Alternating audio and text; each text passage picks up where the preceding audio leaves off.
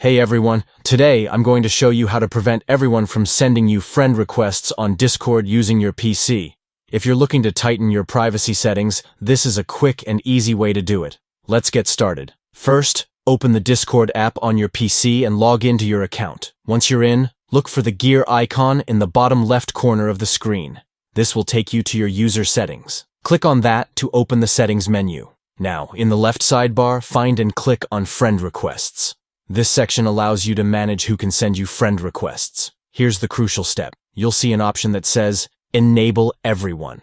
If this option is toggled on, it means anyone on Discord can send you a friend request. To prevent this, simply toggle it off. This way, only people you share servers with, or those who have your friend code, can send you requests. And that's it. You've successfully disabled the ability for everyone to send you friend requests on Discord. This helps enhance your privacy and gives you more control over your connections. Thanks for watching. If you found this video helpful, don't forget to give it a thumbs up and subscribe for more Discord tips and updates. Stay safe and enjoy your time on Discord.